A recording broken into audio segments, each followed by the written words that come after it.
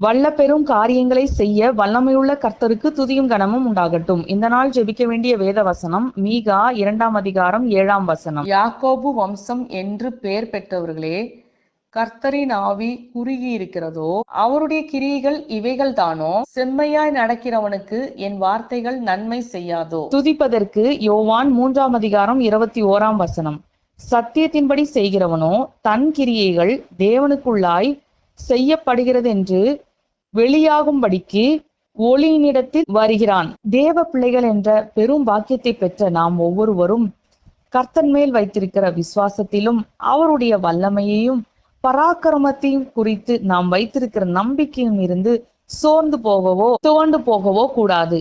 ஏனென்றால் கர்த்தர் தம்முடைய தாசர்களுக்காகவே தம்முடைய வல்ல கரத்தை நீட்டி அற்புதங்களை செய்ய வல்லமை உள்ள தேவனாய் என்றென்றைக்கும் ஜீவனோடு இருக்கிறார்.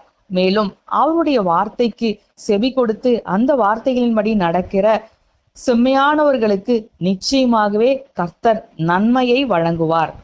அவருடைய வல்லமை ஒரு நாளும் குறைந்து போகவில்லை என்பதை நாம் உறுதியாய் நம்பி இந்த நாளில் நம்முடைய காரியங்களை அவருடைய பாதத்தில் வைத்து ஜெபிக்கலாம். நம்முடைய ஜெபங்களுக்கான நாம் எதிர்பார்த்த பதில்கள் வராத போதும், நம்முடைய நீண்ட நாள் பிரச்சனைகளும் துன்பங்களும் மாறாமல் இருக்கும் பொழுதும் நம்முடைய இருதயம் சோர்ந்து போகிறது. ஆனால் கர்த்தர் நமக்கு கொடுத்த வாக்குத்தத்தத்தை நிறைவேற்ற என்றைக்கும் வல்லமை உள்ள தேவனாய் இருக்கிறார் என்பதை உறுதியுடன் நம்பி நமக்குள் இருக்கிற அவிசுவாசத்தை எடுத்து போட்டு கர்த்தருக்குள் நம்மை திடப்படுத்தி கொண்டு இந்த நாளில் கர்த்தரை நோக்கி விசுவாசத்தோடு ஜெபிக்கலாம். துதிக்க வேண்டியது கர்த்தருடைய சத்தம் கேட்டு அவருடைய சத்தியத்தின்படி நடக்கிறவர்கள் தேவனுக்குள் தங்களுடைய செயல்களை எல்லாம் நிறைவேற்றி வருகிறார்கள் என்பதை கர்த்தர் விளங்க பண்ணும்படிக்கு அவருடைய ஒளியிலே நம்மை நடத்தி வருகின்றபடியால் நம்மை நல்ல வழியில் செம்மையான வழியில் நடத்துகிற நல்ல தேவனை மனதார நன்றியோடு ஸ்தோத்திரிக்கலாம்.